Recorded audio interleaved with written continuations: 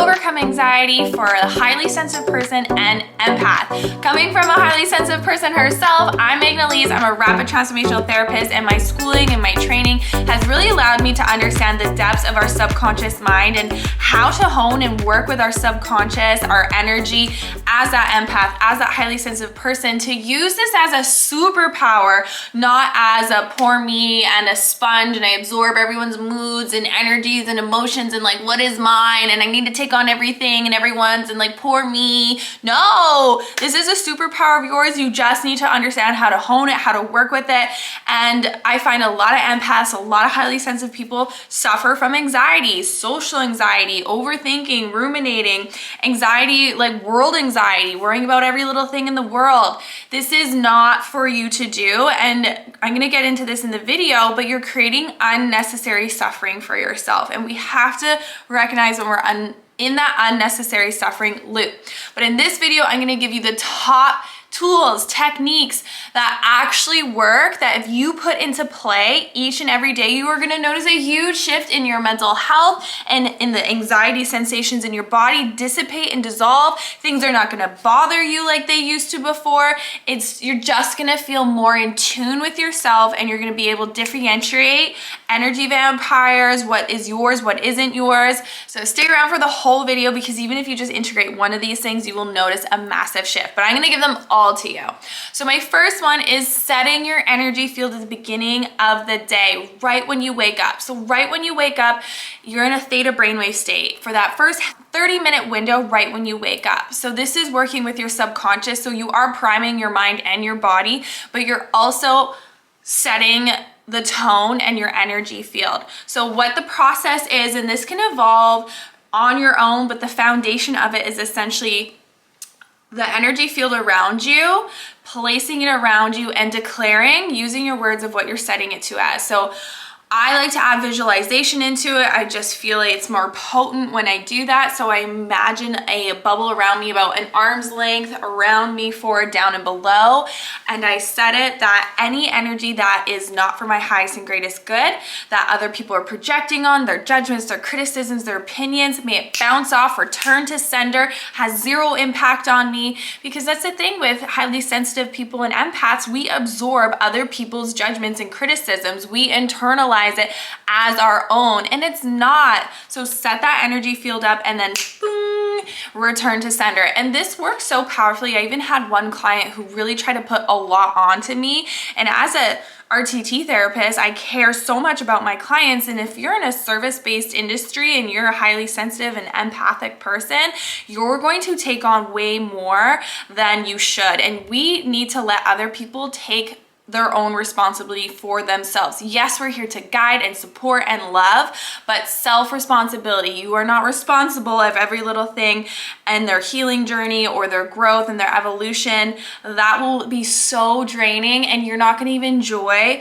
being in that service-based industry, being that healer, being that therapist or coach or whatever it may be, even a mother. You're not gonna enjoy it if you're taking all of this on, because other people need to take responsibility of what is their stuff. So as soon as I started doing this, I got an email from a client, and she really tried to put a lot onto me, and I just was like, energy field, like, hello, like, what's going on here? Like, return to sender, this is not mine.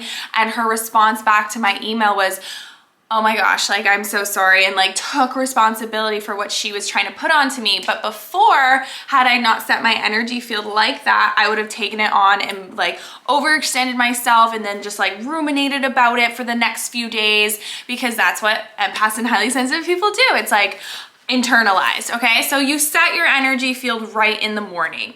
What I also recommend you doing is setting it to attract and draw in the people, the experiences that are meant for you. So not only is it a repelling energy, but it is a drawing in and attracting energy for who and what is meant for you. For example, I set it calling in soul scribers, soul aligned clients, soul fam. Like, I set it so that it's drawing in the right people and repelling the people who it's not meant to.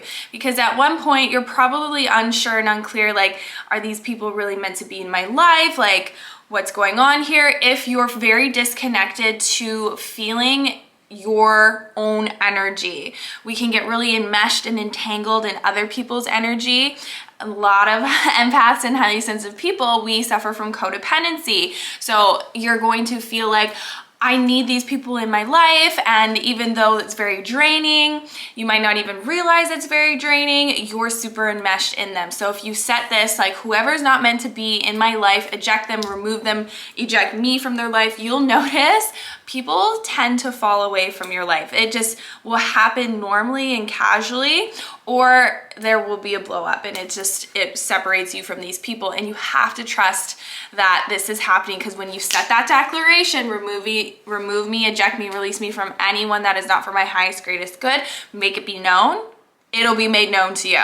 And this is important for highly sensitive and empaths, because we're not meant to be extending our energy everywhere to everyone. So that is number one. Number two is, at the end of the night, you might have collected and clogged up a lot of your energy, and you're taking on a lot of people's stuff. So just at the end of the night, a really quick, like, clear and rinse, and you can do this throughout the day. You know how you would take a shower? Take a shower of white light energy, or any color that you want to see, feel. You can call it in above the heavens, above the clouds, to wash down, to pour down, to clear and cleanse within me, in my energy field.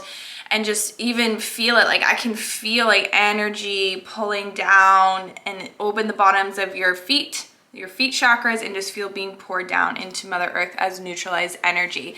Take a quick shower of white light energy, and you'll just feel anything you might have unintentionally, unknowingly picked up, because as an empath and a highly sensitive person, if we haven't really set our energy field, we haven't really been working with that, you will be collecting lower 3D energies just unknowingly. So wash it away. Because sometimes what we're really feeling anxious-wise is other people's anxiety. But another thing that I want you to really tune into is the sensations of anxiety within your body that I find for highly sensitive and empathic people is your intuition.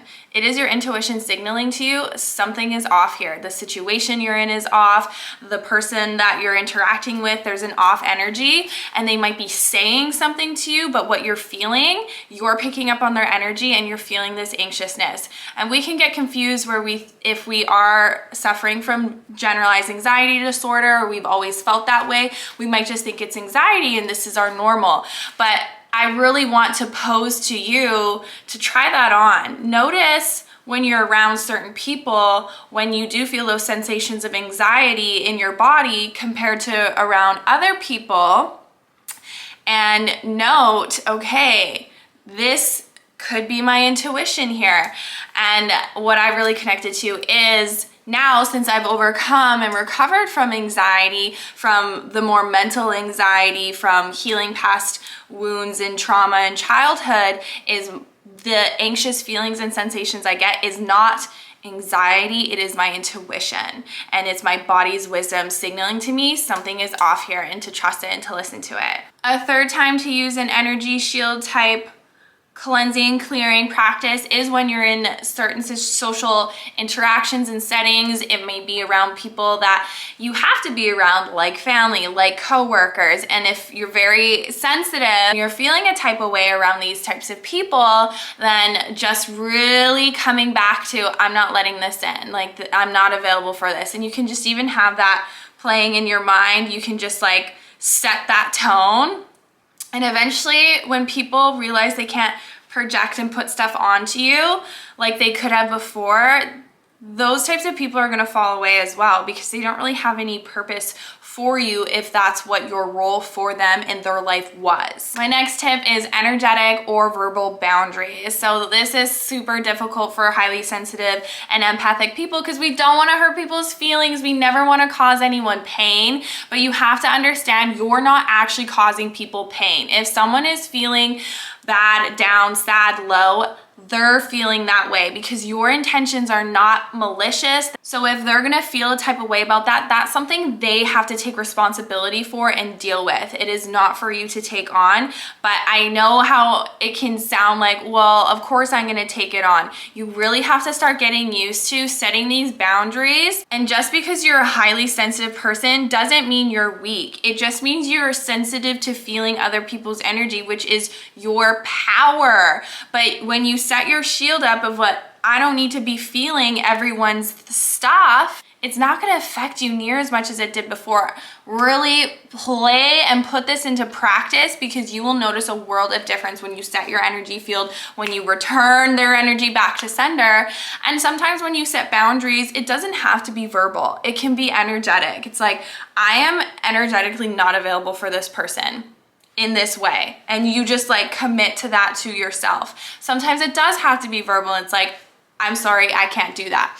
So we're very much people pleasers. We're very much caring, like, oh, I don't want other people to think ill of me or whatnot, because we're like, oh, I'm gonna be sensitive to what they think about me. No, this is where our subconscious beliefs about ourselves really come to play. And a lot of highly sensitive people and empaths have some distorted beliefs around themselves and about being rejected. No one can reject you unless you give them permission to. And if you don't reject yourself, others can't reject you. And you might be like, well, if I went on a date and like they didn't want to see me again, then they rejected me. Did they reject you, or did they do you a favor because you've set your field that anyone who isn't meant for me is to be removed, released from my life? And that was just put into play. And then instead of being with someone for 5 years because you didn't want to hurt their feelings, and now you have a kid with them and you have to go through all this divorce and emotional turmoil, they were removed from your life on the #1 date. So we really want to work with our subconscious beliefs, because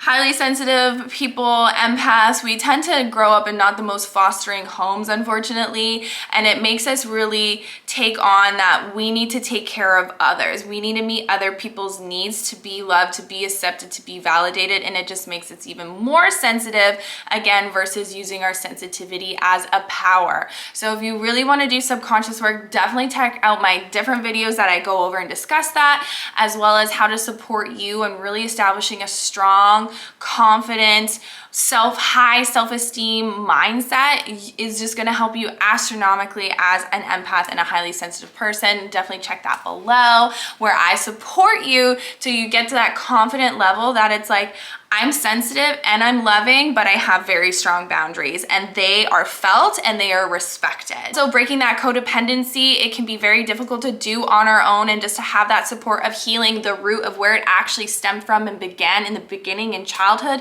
to clear that, to shift that, so that you can have these interdependent relationships as an adult with friends, with family, with loved ones, so that you're not, oh my gosh, like they make me feel good or happy or down. Because if you let someone make you feel good, you also give them the permission and the ability to make you feel bad. But it's within, and we really need to start to retrain our emotional intelligence as highly sensitive and empathic people. My next tip is to really note what is energetically draining you. The people, the activities, the work. What is actually draining you? When we're highly sensitive and empathic, we can just always just feel that way and always feel drained. But that's not your normal. It shouldn't be your normal. You shouldn't settle for that to be your normal. So really take note, okay, wow, when I'm around this person, when I'm doing this activity, when I do this at this time, it's very draining for me, and I really feel that. Honor that and start to shift that. Support yourself, because your body, your psyche, your soul is really communicating with you. And you need to honor that, and it's going to communicate with you, and you're going to feel that anxiousness, you're going to feel that fatigue and that drain. And you have to make the choices to remove, shift the people, the activities that are making you feel that way. And my last tip is acknowledging and honoring that you are a highly sensitive person. So you are going to feel emotions, and this is not a bad thing.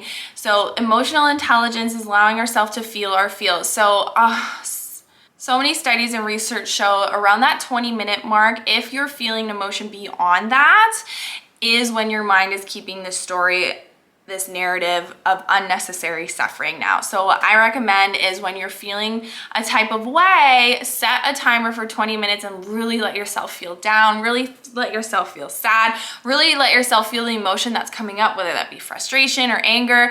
Let yourself feel, and like if you want to like punch pillows or shout or go for a drive and scream in the car, let yourself do that. And you'll find around that 20-minute mark, and if you go over by 5 minutes or you find actually you only needed 5 minutes, it's like 20 minutes is just a general mark. Beyond that though is when your mind is keeping this story, this narrative alive, and you're really playing into the negative label and the negative side of being a sensitive person. Because again, being a sensitive person is not a weakness. This is a superpower. It means you can tune in and feel other people's energy, and energy vampires. It means that you can be so in tune with yourself. But when we start to just be way more in tune with other people, not know what ours is and what theirs is, that's where we start to like get very discombobulated, and anxiety is just through the roof, and overthinking and ruminating and like internalizing what other people say. It's like, no, you get to actually have this like BS meter, and if someone's saying something but you're feeling a different way, it's like, you know, and people will know you know, so they're not gonna try and pull things over you. It's a superpower. For deeper support subconsciously to really clear anxiety that stemmed from childhood, from any codependency, definitely check out How to Work With Me in deeper ways. If you found any of these insights supportive and helpful, I find it supportive and helpful with a comment, like, or subscribe so that these insights can reach the empaths and the sensitive people that it really needs to reach. Thank you so much. Love and light. See you in the